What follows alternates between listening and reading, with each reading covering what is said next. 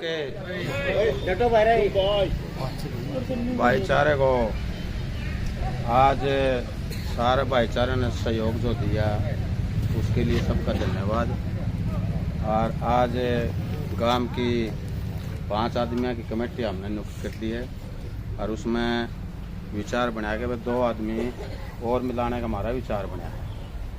तो उसके बाद हर फाइनल डिसीजन कोई भी फैसला वो कमेटी लेगी। सारी खापर सारा भाईचारा उस कमेटी के फैसले को स्वीकार करेगा, मान्य करेगा। उसके अनुसार हमने सब ने फैसला लेके चलना है। तो आज की कमेटी का यही फैसला है कि हम कल प्रशासन को 1 बजे तक का समय देवा।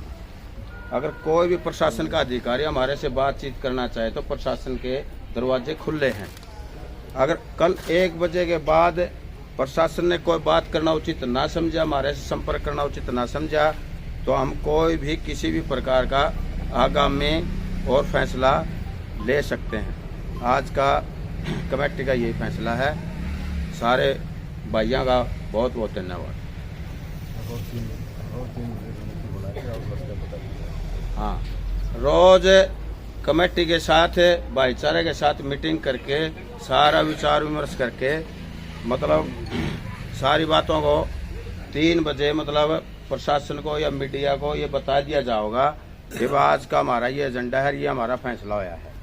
इसके अनुसार हमें अपनी अगली रणनीति तैयार करेंगे, उसके अनुसार हमने चलना है।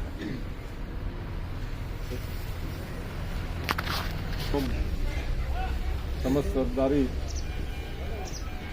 जिस प्रकार से प्रधान जी ने बताया कि ये अल्टीमेटम है प्रशासन के लिए कल 1 बजे तक का।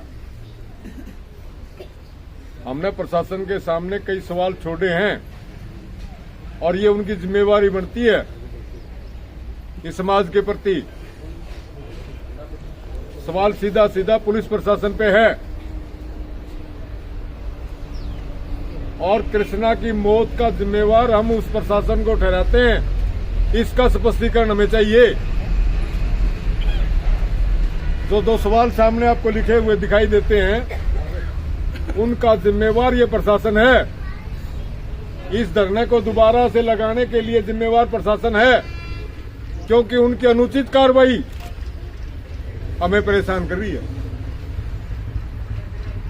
कल 1 बजे तक का सीधा सीधा प्रशासन को अल्टीमेटम है। उसके बाद हमारी रणनीति, हमारी कमेटी बैठेगी और अगला स्टेप 3 बजे डिक्लेयर करा जाएगा। यदि प्रशासन इस प्रकार से हाथ पा धरे बैठा है तो हम हाथ पा धरने वाले नहीं है भाई। कहा गया है कि भाई पानी नाक के ऊपर से गुजर चुका है, बर्दाश्त होने वाली बात अब बाकी नहीं रही है। हमारी प्रशासन से गुहार है कि वो कल 1 बजे तक अपना स्पष्टीकरण इस समाज को दे, नहीं तो हम उसके खिलाफ अगली कार्रवाई के लिए तैयार हैं। आप सभी से निवेदन है, कोई भी भाई पूरे सीआईडी वाला मौजूद हो, पत्रकार बंधु तो हमारे सामने खड़े दिखाई दे रहे हैं। हम स्पष्ट रूप से चेतावनी देते हैं, कल 1 बजे तक हमें इन बातों का स्पष्टीकरण एसपी साहब, डीएसपी साहब दें कि जिस प्रकार की कार्रवाई अब चल रही हैं हम संतुष्ट नहीं है, तो उनका संतुष्टि पूर्वक जवाब हमें कल दे। बेशक वो धरने बना हुए हैं, वो चाहते हैं कि हम डीएसपी हाउस में बात कर लेंगे, थाने में कर लो, या हमारा गांव में बतेरी जगह भाई बिल्कुल सेफ है वो लोग। और चाहे पूरे बीच में भी आ जाएंगे तो कोई भाई किसी तो फालतू बात नहीं करेगा, ये हमारी जिम्मेवारी है। सिर्फ हमने उनसे जवाब चाहिए। यदि वो हमारी बातों का सही जवाब दे सकते हैं, हमें संतुष्ट कर सकते हैं, तो अगला कदम फिर उनके स्वागत में भी है। तो कार्रवाई दिखानी चाहिए। धरातल के ऊपर हमें कार्रवाई होती नजर नहीं आ रही, इसका जवाब चाहिए। बहुत बहुत धन्यवाद। तो ये करनी है, ये जो गलती करी है, ये जो तमाशा कराया है पूरा गांव रामगल समाज गल है, ये अधिकारी हैं जो करने वाले हैं, बाहर का नहीं है कोई भी।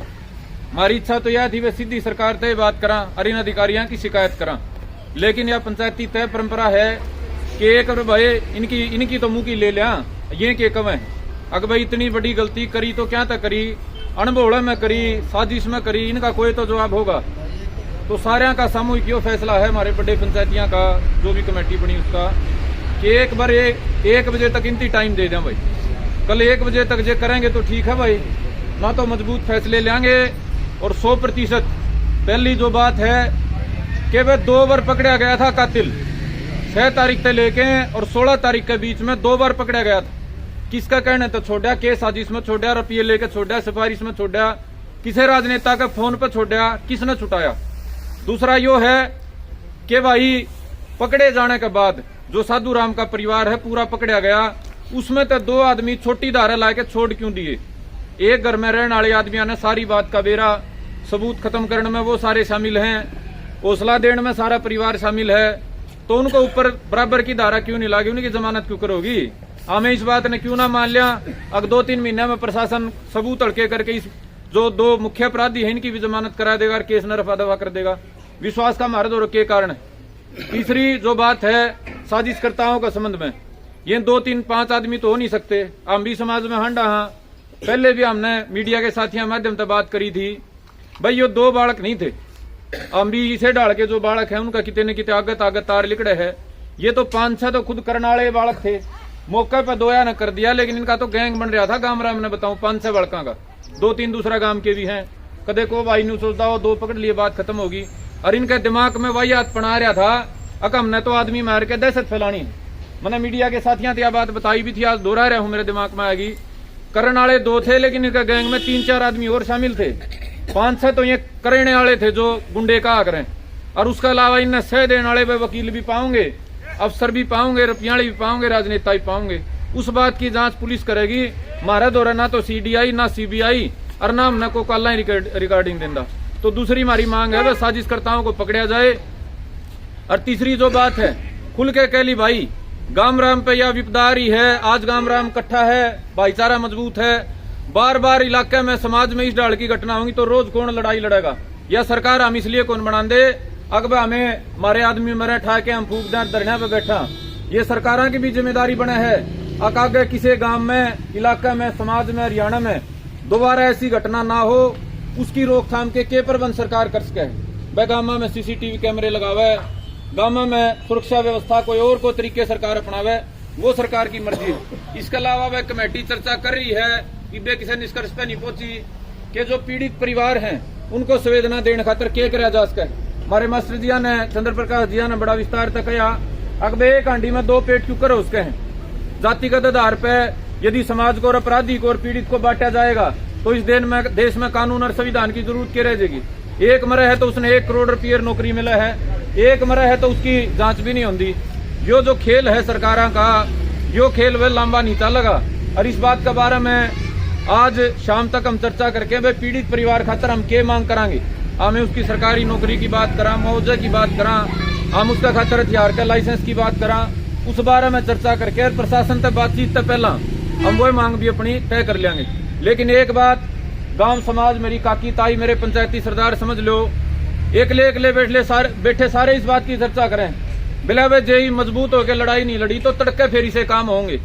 बुजुर्गों तड़के भी होंगे, परसों भी होंगे, और जेई मजबूती तो रोके नहीं गए तो आगे कोई हिम्मत भी नहीं करेगा। सारा गांव का 12 खाप का जोर लागेगा पाछे भी। यदि ये छोटे मोटे है 5-4 आदमी सारा समाज का मोल कर दे रहे, सारा समाज को ऊपर इतनी बड़ी हत्या करके भी जाइए जो कर हंसते थे ना न्यू हंस दे रहे, तो फिर कौन खड़ा होगा जी बताओ।